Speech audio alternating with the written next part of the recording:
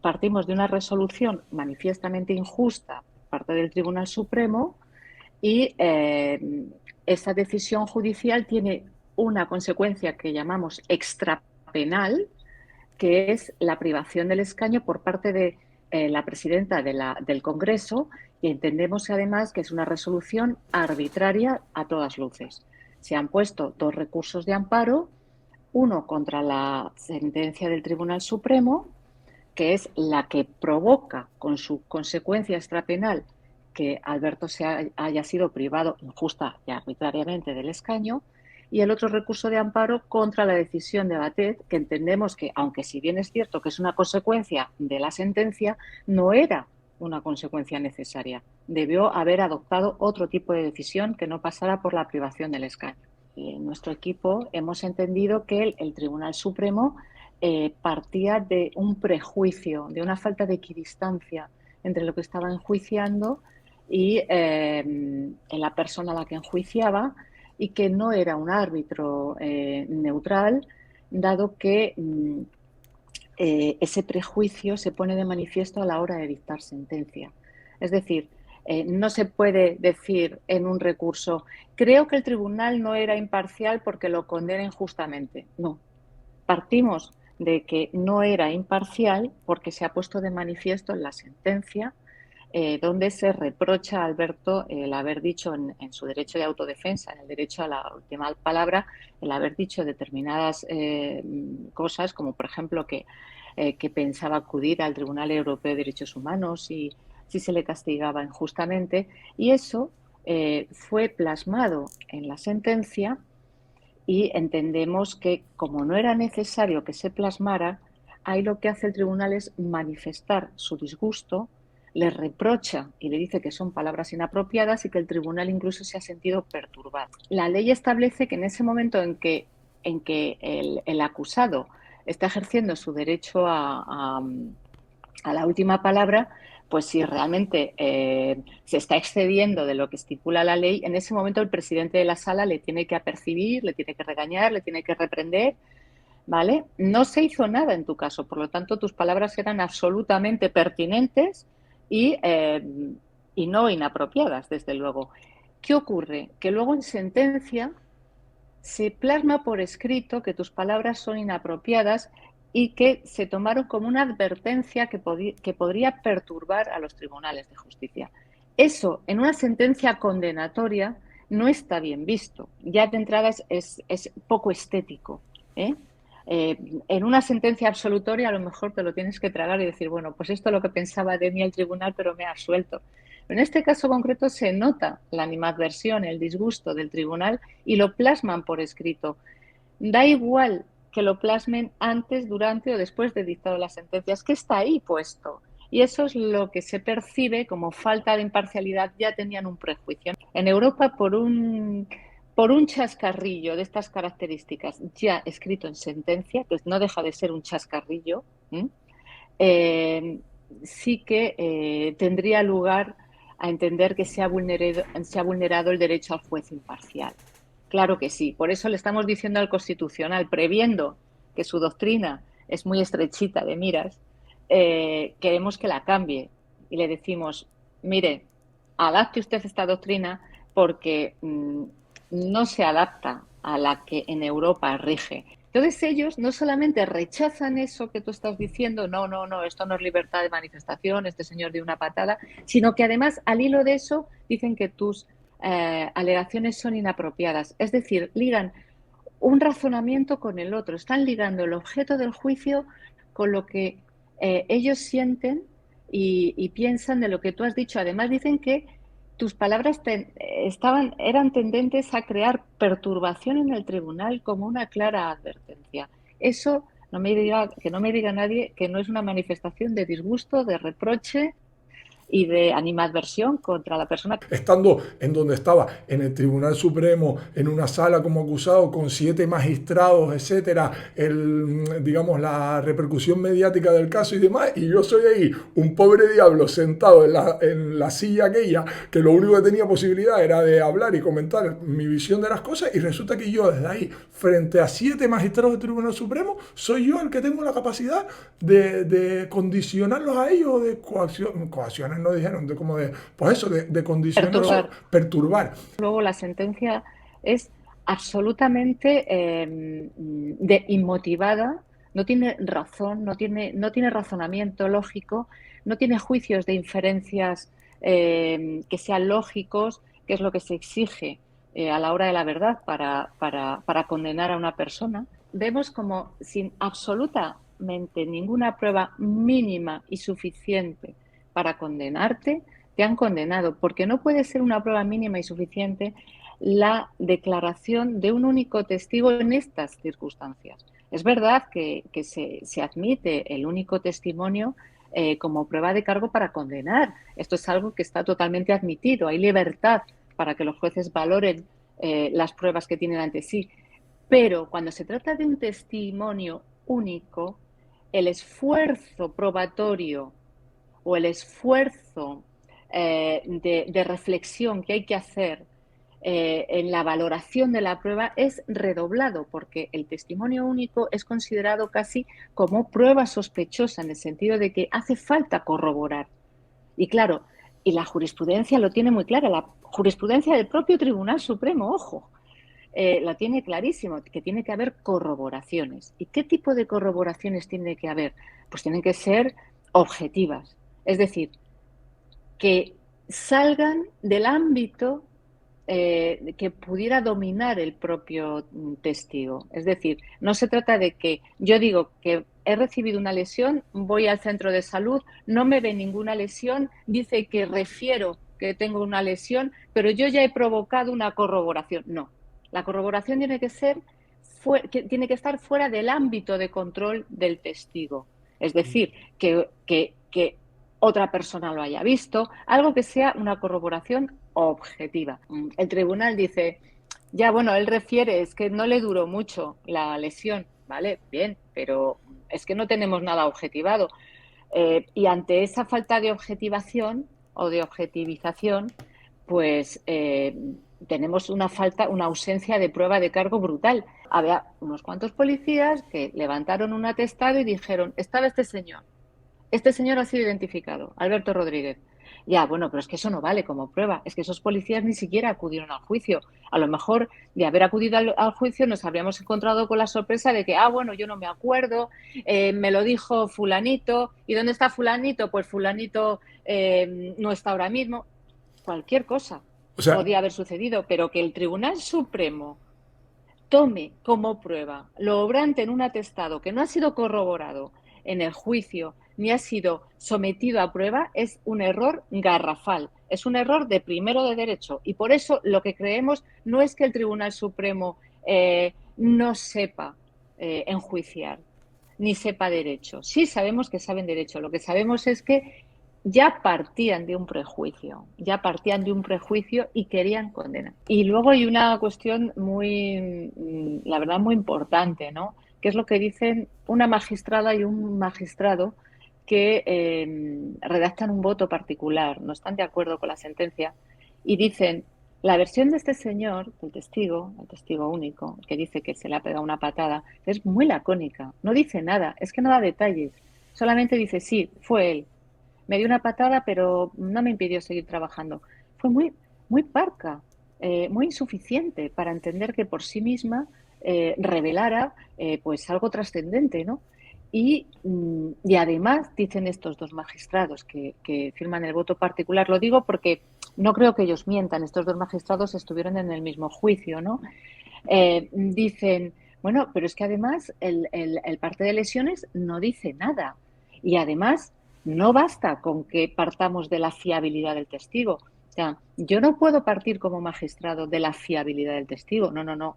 Eso se lo tiene que construir después. Primero el testigo declara y luego voy a ver si es fiable. ¿Y cómo compruebo si es fiable? Si hay datos que corroboran lo que está diciendo, si no ha mostrado contradicciones y un montón de cosas más. Pero claro, los magistrados ya perciben que ese testigo único no tiene la entidad suficiente. Cualquiera que ve el juicio, cualquiera que lo vuelva a ver, se va a dar cuenta. Y luego además nos traen un inspector jefe que no es que sea el jefe solamente, que estuviera al mando del operativo, es que estuvo ahí en todo momento y se le ve atento a todo lo que sucede. Por tanto, no es cualquiera, es el jefe que está ahí por algo, porque es un señor muy despierto, con mucha experiencia, y está en todo momento ahí y no apreció la presencia de Alberto Rodríguez. Esto es, por eso, solamente por eso, y sin entender que unos mienten y otros no, mira, esto a lo mejor ya es una cuestión que si ellos no lo quieren arreglar, en cualquier otro país se arreglaría esto que ha sucedido. Pero da igual, lo que se ve es que no hay prueba mínima y suficiente para condenarte. Y eso es evidente. Y eso vulnera el derecho fundamental a la presunción de inocencia. Solamente con decir que no se considera prueba mínima y suficiente ese testimonio contra ti, ya con eso se podría anular la sentencia y restaurando tu derecho fundamental, seguirías siendo inocente, pues tendrían que dictar una sentencia absolutoria y se inventan una pena que no existe en el ordenamiento jurídico. O sea, vulneran el principio de legalidad, entran en un terreno clarísimo de arbitrariedad que es peligroso. Una vez que se sustituye 1 mes y 15 días de prisión por la pena de multa, ya no cabía una pena accesoria, que era la pena accesoria de inhabilitación especial para el sufragio pasivo, acompañaba a la pena de prisión. Una vez que la pena de prisión fue sustituida por pena de multa, ya la pena de multa es autónoma y no lleva pena accesoria. Entonces, aquí hay un mochilero, que es la pena de prisión, y la mochila, que es el accesorio. Si el mochilero no está, el accesorio tampoco. Ni hay mochilero ni hay mochila. Hay una pena nueva, que es la multa, y una vez pagada ya estaba cumplida la sentencia y no tenía que haber habido más consecuencias. Pero hacen esa interpretación incluso en contra de lo establecido en otras sentencias dictadas por el propio Tribunal Supremo. Y, nos introduce en un terreno de inseguridad jurídica absolutamente intolerable, claro, en un Estado democrático, si uno no sabe lo que no debe hacer, y se te impone una pena novedosa, no prevista en el Código Penal. Y el precedente que sienta y sobre todo la sensación, bueno, que este no es el primer proceso, que en otros procesos como dices, de orillar la legalidad o de salirse de la legalidad para conseguir un objetivo premeditado, ¿no? Esa sensación, como dices, de la animadversión, de que en este caso, como igual que en muchos otros, no había presunción de inocencia, sino había presunción de culpabilidad. Y decir, bueno, la sentencia está escrita de antemano y yo este es el marco jurídico del país, y si yo me tengo que mover por aquí y salirme y ir por la tangente y meterme, como tú dices, en cenagales, que a saber a dónde nos llevan, pero evidentemente nos alejan de unas mínimas garantías democráticas, pues ellos han demostrado que lo hacen y se quedan tan tranquilos. No sabemos si Batet lo preveía o no, pero ellos ya, con esa interpretación que hacen de un precepto del Código Penal, inventándose una pena no prevista en el Código Penal, lo que buscaban era esta situación. Entonces, claro, ahí se ve claramente cómo se vulnera un derecho fundamental, que es el derecho a la representación política, porque el derecho la inhabilitación especial para el sufragio pasivo tiene que ver con el derecho a ser elegido.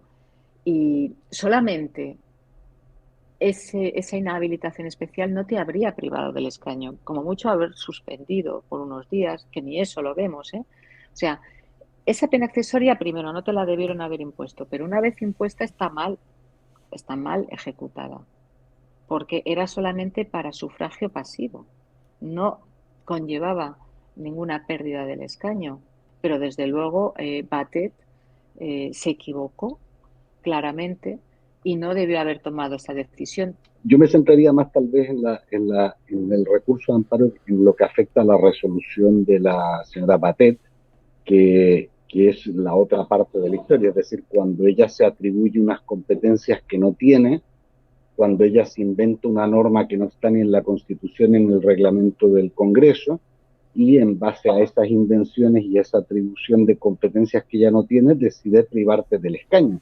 Es decir, ella te impone lo que sería una segunda sanción por los mismos hechos. Primero te impuso una multa el Tribunal Supremo, y después ella se sintió juez y parte y te puso otra sanción consistente en privarte a ti del escaño y a todos los que te votaron. Por la cara.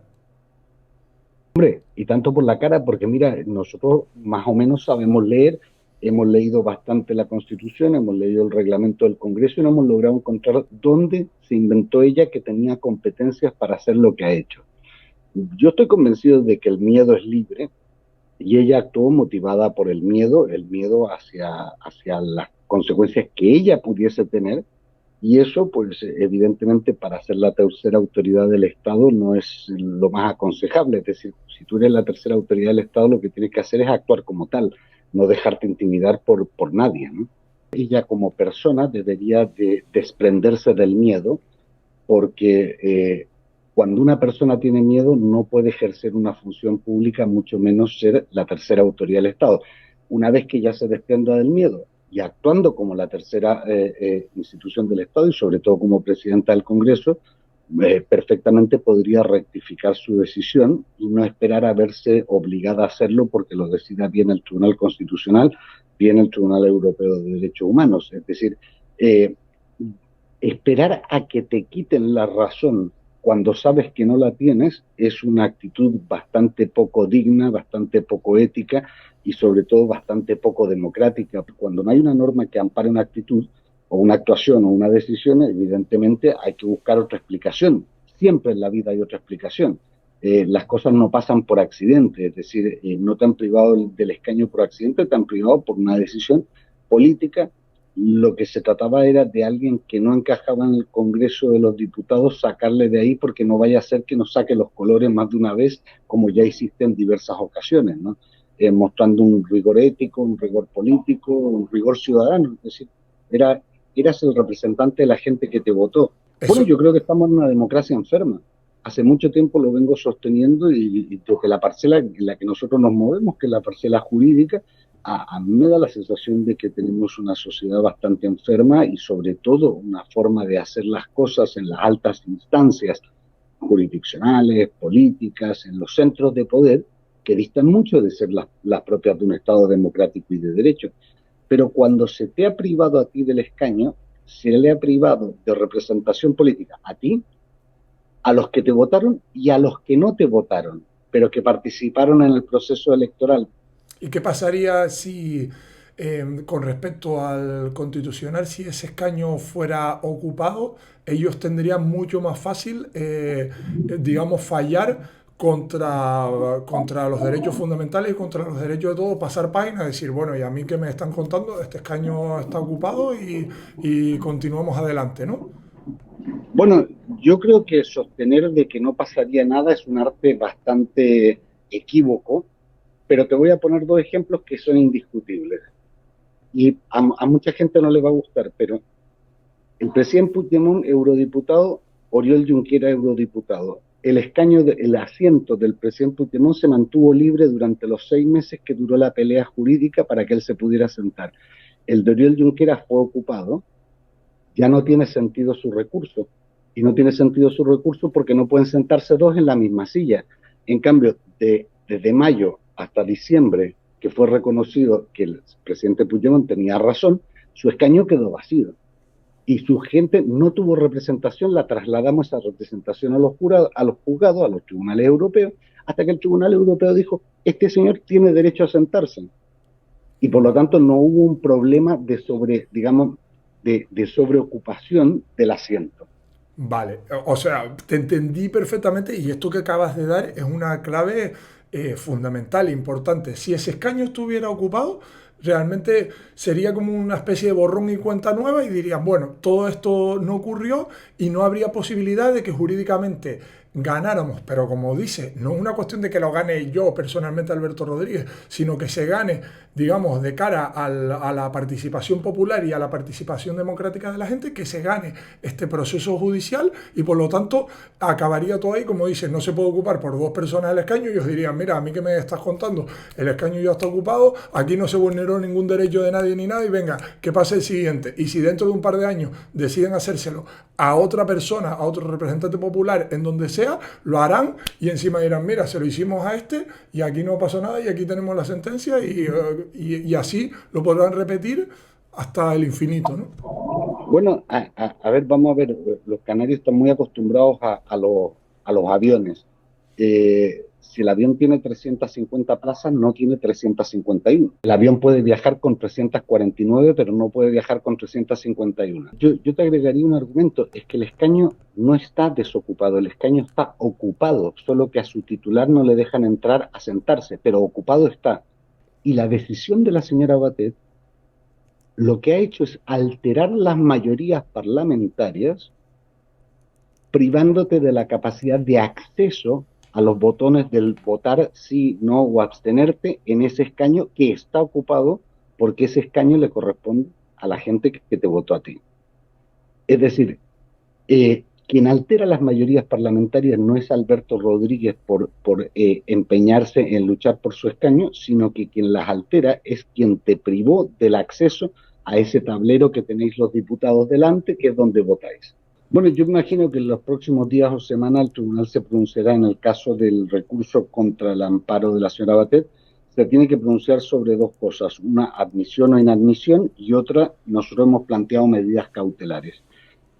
Mi sensación es que ellos van a decantarse por la admisión porque es muy grave el tema y porque no creo que nos quieran abrir la puerta de Europa así de rápido. Y vamos a ver si se decantan o no por una medida cautelar, porque en realidad no dar la medida cautelar es tanto como darle la razón en la práctica a la señora Batet y seguir perpetuando el daño que ha hecho ella. La verdad que el tema desde el punto de vista jurídico es bastante sencillo. Y cuando digo bastante sencillo es porque ante la inexistencia de norma, todo lo que hayas hecho, lo has hecho mal. Aquí no estamos discutiendo si se ha interpretado bien o mal tal o cual artículo. No, es que no había artículo que lo permitiese. Por lo tanto, jurídicamente, ¿hiciste lo correcto o no hiciste lo correcto? Pues mira, no hiciste lo correcto porque te atribuiste una competencia que no tenías. Y no lo tenías porque tu competencia está regulada en dos artículos. Y uno se lee A, B, C, D y no tienes esa competencia. A partir de ese momento, pues está todo mal. A ver, no existe ningún precedente de un diputado en el Congreso que haya sido privado de su escaño. Y existe un precedente de un tema autonómico, de un diputado autonómico, en que el Tribunal Constitucional dijo exactamente lo que te he dicho yo a lo largo de esta conversación. Es decir, quien haya escrutado la jurisprudencia, lo que tiene claro es que la señora Batet actuó mal y que el Tribunal Constitucional se había pronunciado anteriormente en un caso de diputado autonómico, tal cual nosotros estamos pidiendo. Llevamos un buen puñado de años en que España está haciendo una suerte de ridículo a nivel judicial europeo, porque la forma en que se está interpretando el derecho en España ya no es democrática. Lo fue, pero ya no lo está haciendo. Y eso, pues, genera dudas respecto a cómo lo van a interpretar dentro de España respecto a tu caso. Yo no tengo dudas cómo lo va a ver esto en Europa, porque esto en Europa ya se percibe cuál sería la respuesta.